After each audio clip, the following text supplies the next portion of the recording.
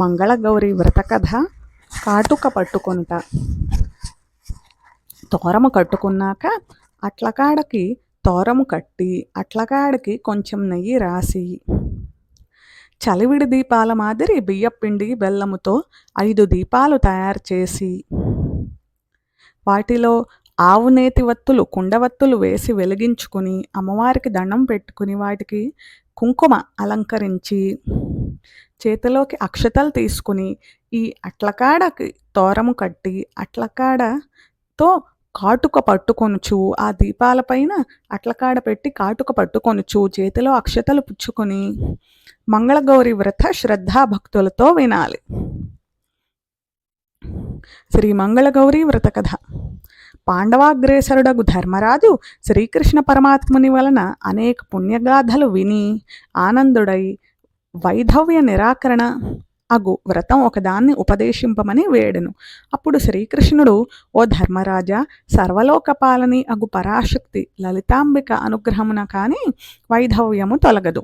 ఆమె మంగళగౌరి అనే నామమున ముత్తైదువుల్చే పూజింపబడుచున్నది. ఆమెను ప్రతి మంగళవారం పూజించవలెను. విశేషించి శ్రావణమాసం మంగళవారములయందు తప్పక పూజించవలెను. ఆమె హరిద్ర కుంకుమ పుష్ప సుగంధాది మంగళ ద్రవ్యములయందు ఉండును.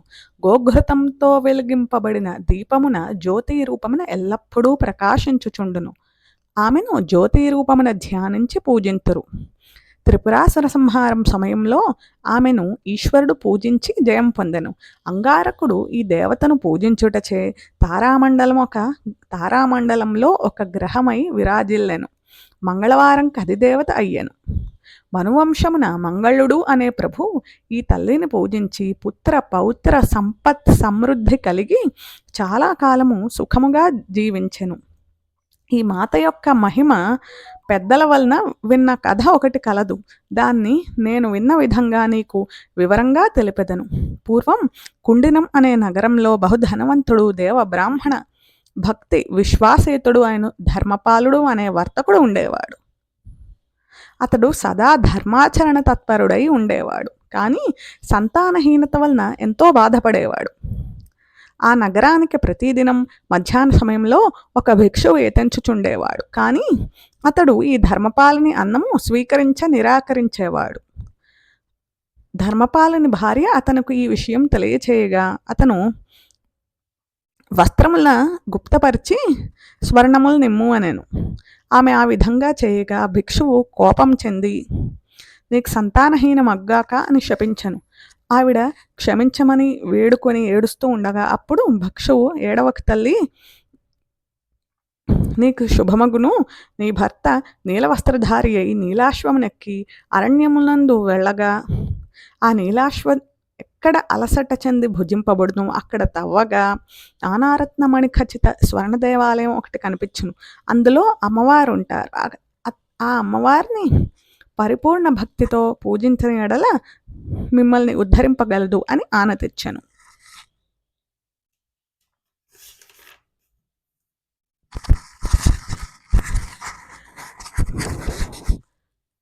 అప్పుడు ధర్మపాలుడు ఇదంతా విని ఒకనాడు నీలాస్త్రధారి అయి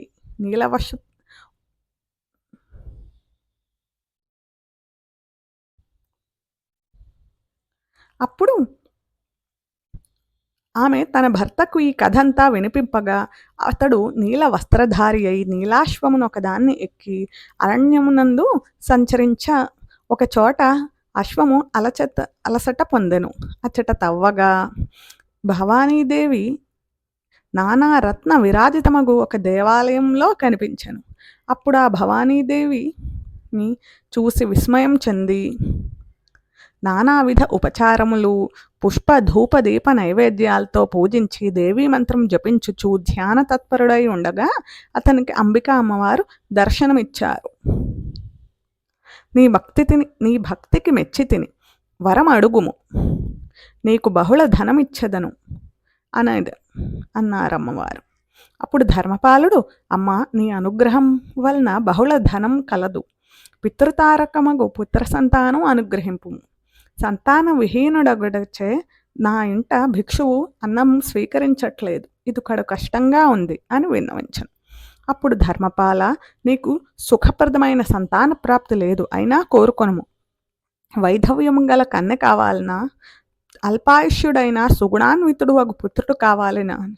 తల్లి, అల్పాయుష్మంతుడైన సుగుణాన్వితుడగు కుమారునిమ్ము, నేను కృతకృత్యుడయ్యేదను, నా పితరులను ఉద్ధరింతును అని చెప్పగా, అమ్మవారు, ఓయి, నా పార్శ్వమందు గణపతి కలడు, అతని సమీపమున చూతవృక్షం మామిడి పళ్ళ చెట్టు నుంచి ఒక్క ఫలము కోసి నీ భార్యకిమ్ము, ఆమె దాన్ని భుజింపగా తప్పక పుత్రుని పొందుతుంది అని సెలవిచ్చాను. అప్పుడు అమ్మవారు చెప్పినట్లే అతడు మామిడి చెట్టు దగ్గరకు వెళ్ళి అనేక పళ్ళు కోసుకున్నాడు. కానీ కిందికి వచ్చి చూస్తే ఒక్క ఫలం మాత్రమే ఉంది. ఎక్కువ పళ్ళు కోసుకున్నందుకు గణపతికి కోపం వచ్చి, నీకు పుట్టే కుమారుడు 16వ ఏట సర్పదంష్ట్రుడై మృతి చెందునని శపించెను.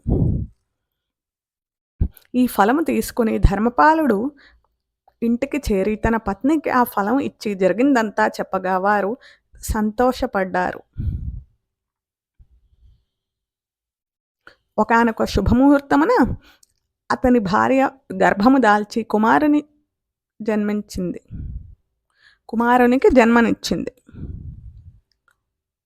పుత్ర జననం కాగానే ధర్మపాలుడు జాతకర్మ 12వ దినమున శివుడు అనే నామకరణం చేశాడు. 6వ మాసమున అన్నప్రాశన, 3వ ఏట చూతకర్మ, 8వ ఏట ఉపనయనం శివుడు అనే నామకరణం చేశాడు. 4వ మాసంలో అన్నప్రాశన, 3వ ఏట చూతకర్మ, 8వ ఏట ఉపనయనము చేశాడు. ఆ కుమారుడు క్రమంగా విద్యాబుద్ధులు ఆర్జించుచు మాతాపితరులకు ఆనందదాయకుడై ఉండెను. శివునికి 10వ సంవత్సరం రాగానే పతివ్రతాగు తల్లి వివాహం చేద్దామా అనుకుంది. భక్తితో నివేదించింది భర్తతో. వివాహంతో అతని ఆయుష్ అభివృద్ధి చెందునని ఆమె అనుకొనెను. ధర్మపాలుడు ఆమె మాటలు విని, మన కుమారుడు కాశీకి పోయి గంగా స్నానం ఆచరించి విశ్వేశ్వరుడు అన్నపూర్ణమ్మల్ని దర్శించి రావాలి అని సంకల్పించుతుని అని తన ఆ అబ్బాయి శివుడిని యొక్క మేనమామని తోడుగా పంపించి తీర్థయాత్రలకి శివుణ్ణి పంపించి వేశాను. వారి ఇరువులు తోవల్లో పల్లెలు పట్టణములు చేర్చు విధిగా వారిరువురు పల్లెలు పట్టణాలు చూస్తూ ఒక ప్రతిష్టాపురం అనే ఊళ్ళో విరామం చేసిరి. అక్కడ ఆ నగరమందలి కన్యలు ఆడుకుంటూ ఉన్నారు. అప్పుడు సుశీల అనునొక కన్యని వేరే ఆమె సఖి రండాముండా అని తిట్టింది. సుశీల, ఓ సఖి, నీవు నన్ను వ్యర్థంగా తిట్టుచున్నావు. మా అమ్మ మంగళగౌరీదేవి పూజ చేస్తుంది. అమ్మవారి అనుగ్రహమున మా ఇంట ఎవ్వరూ రండలు కానీ ముండలు కానీ కాజాలరు. నాకు అమ్మవారి అనుగ్రహం ఉంది, నాకే భయము లేదు అని తెలిపింది. ఇదంతా విన్న శివుని యొక్క మేనమామ, ఆహా, ఈ కన్యయే నా మేనల్లుడు శివునికి ఇచ్చి పెళ్లి చేస్తే అతను తప్పక చిరంజీవి అగును అనుకున్నాడు. అతడికి దగ్గరలో సుశీల యొక్క పితరులచే అర్చింపబడు ఒక పార్వతీ పరమేశ్వర ఆలయం కలదు. సుశీల తండ్రి హరి అనేవాడు పరమేశ్వరాజ్ఞ అనుసరించి సర్వ వ్యవహారాలు నడిపేవాడు. అతడు ఒకరోజు పరమేశ్వరుని దర్శిస్తుండగా శివుని యొక్క మేనమామ వెనక నుంచి, ఇతడికి దగ్గరలో శివుడు అనే అతను నీకు కనపడగలరు, అతడే నీ కుమార్తె సుశీలకి తగిన వరుడు అని చెప్పాను. హరి అది అంబికావాక్కుగా తలచి శివుని కోసం వెతకగా శివుడు అతని మేనమామ అతనికి తారసపడ్రి. అప్పుడు వారితో మాట్లాడి హరి వివాహ సుముహూర్తం నిశ్చయించి సుశీల శివులకు వివాహ లగ్నం గావించెను. సుశీల శివులకు వివాహమాయను. సుశీలకి తన తల్లి అయిన మానవతి, శివునికి మేనమాయమ శ్రీ మంగళగౌరీ మహత్యం విశదీకరించి శ్రీదేవి స్మరణ చేయించిరి. క్షార లవణ వర్జంగా భుజించి సుశీలా శివులు బ్రహ్మచర్య విరతులై శయనించిరి. ఆ అర్ధరాత్రి సుశీలకి స్వప్నంలో మంగళగౌరీదేవి కనపడి, సుశీల, నీ భర్త అల్పాయుష్మంతుడు, అతని ఆయువు ఈ రాత్రితో ముగుస్తుంది, ఇంకో క్షణంలో కృష్ణ సర్పం వచ్చి అతన్ని కాటు వేస్తుంది, లేము, నీకు ఉపాయం చెప్తా, ఒక ఘటం యందు పాలు తెచ్చి ఆ సర్పం వద్ద ఉంచుము, దాన్ని ఆ పాము పాలు తాగి దాంట్లో ప్రవేశిస్తుంది ఆ ఘటంలో, అప్పుడు నీవు వస్త్రం కట్టి ఆ ఘటంని ఉదయం నీ తల్లికి వాయనంగా ఇవ్వుము, నీ భర్త గండం తప్పుతుంది అని పలికెను. సుశీల ఆ వాక్కు వినగానే తెలివి తెచ్చుకుని చూడగా బుసలు కొట్టుచూ కృష్ణసర్పము తన భర్తను సమీపించుట చూచెను. ధైర్యంగా ఉండి త్వరగా ఘటం ఒకదాన్ని తెచ్చి అందులో పాలు ఉంచి మంగళగౌరీదేవిని స్మరించుచూ ఆ సుశీల పాము వద్ద ఉంచింది. అప్పుడు పాము ఆ ఘటంలో ప్రవేశించింది. అప్పుడు సుశీల ఆ ఘటానికి గట్టిగా వస్త్రం కట్టి ఉదయం తన తల్లికి అది వాయిని వచ్చింది. తెరిచి చూడగా ఒక అందమైన ముత్యాలహారం ఉంది. అప్పుడు సుశీల యొక్క తల్లి ఆ ముత్యాలహారాన్ని తిరిగి సుశీలకు ఇచ్చింది కానుకగా.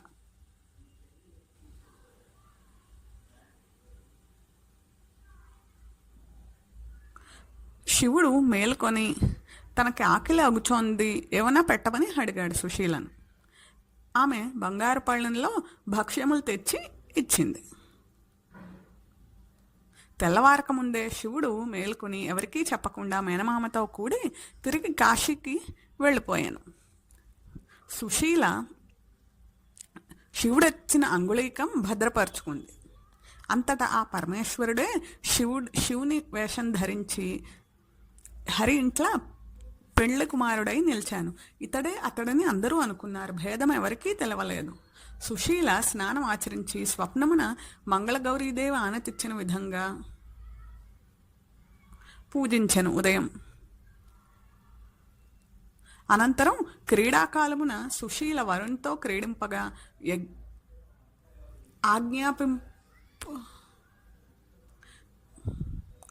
అనంతరం సుశీల ఇతడు తన వరుడు కాడు అని తెలుసుకుని అందరికీ చెప్పాను. అప్పుడు శివుడు పరమేశ్వరుడు అంతర్ధానం అయ్యాను.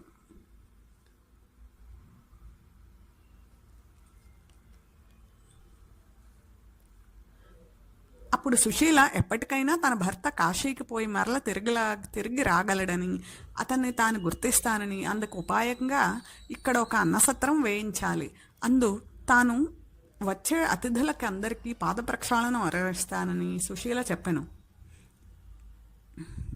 మానవతి హరి సుశీల చెప్పిన విధంగా అన్నసత్రం వేయించారు. ప్రత్యక్షంగా సుశీల తన భర్త విడిచిన అంగుళీకం ధరించి అతిథులకు పాద ప్రక్షాళన చేసేది. మానవతి జలపాత్ర ధరించి ఇచ్చేది. సుశీల సోదరులు చందనం ఇచ్చేవారు. హరి భోజనానంతరం తాంబూలాధికాలు ఇచ్చేవారు. ఇట్లా కుటుంబంలో వారందరూ అతిథి సేవా తత్పరులై ఉండేవారు.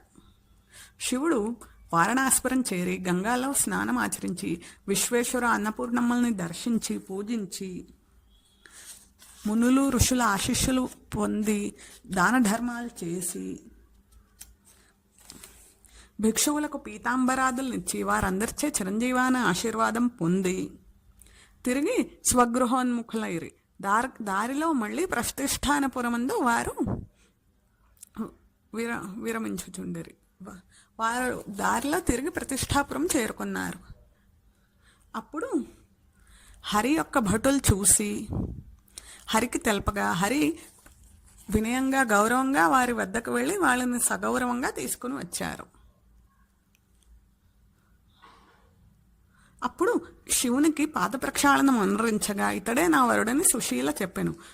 సుశీల ఆనవాలు ఉంగరముని శివుని యొక్క ఆనవాలు ఉంగరం చూపించింది అందరికీ. హరి సంతసించి యథావిధిగా పూజించి వివాహం పరిసమాప్తి గావించి స్వర్ణాదులనిచ్చెను. శ్రావణ మాసం రాగానే సుశీల మంగళవారమందు శాస్త్రోక్త విధానంగా మంగళగౌరీ వ్రతం ఆచరించెను. అనంతరం మానవతి హరుల సెలవు గైకొని సుశీల తన స్వనివాసం కుండిన నగరం చేరను. అప్పుడు ఆమె వినయమున అత్తమామలకు నమస్కరించాను. అమ్మ, అల్పాయుష్మంతుడగు నా కుమారుడికి ఎట్లా ఆయుష్ అభివృద్ధి పొందింది అని ప్రశ్నించగా,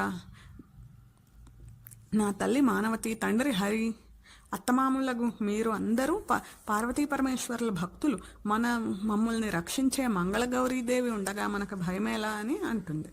శ్రీ మంగళగౌరీ మహత్యము అందరూ కీర్తించిరి. సుశీలా శివులు పుత్ర పౌత్ర సంపత్ సమృద్ధిమంతులై చిరకాలం సమస్త భోగములు అనుభవించి తుదకు శ్రీపురం చేరిరి. కావున ఓ ధర్మరాజా, మంగళగౌరీ ప్రసాదమున వైధవ్య నిరాకరణం అతి సులభం. నూతన వివాహతలు మంగళగౌరీ వ్రతం ఆచరించి యావజ్జీవ సౌమంగళ్యం పొంది సుఖింతురు అని కృష్ణ పరమాత్మ ధర్మరాజుకు చెప్పిన మంగళగౌరీ వ్రత విధానం. మంత్రహీనం క్రియాహీనం భక్తిహీనం మహేశ్వరి యత్పూజితం మయా దేవి పరిపూర్ణం తదస్తుతే తత్సర్వం క్షమ్యతాం దేవి కాత్యాయని నమోస్తుతే అని చేతిలో అక్షతలు తీసుకుని అనయ ధ్యాన ఆవాహనాది షోడశోపచార పూజయ భగవతి సర్వాత్మిక లలితా త్రిపుర సుందరి శ్రీ మంగళగౌరీ దేవతార్పణమస్తు సుప్రీత సుప్రసన్న వరద భవతు అని అక్షతలు కలశమునందల నీటితో పళ్ళెంలోకి విడవవలను. శ్రీ మంగళగౌరీ దేవత సుప్రీత సుప్రసన్న వరద భవతు.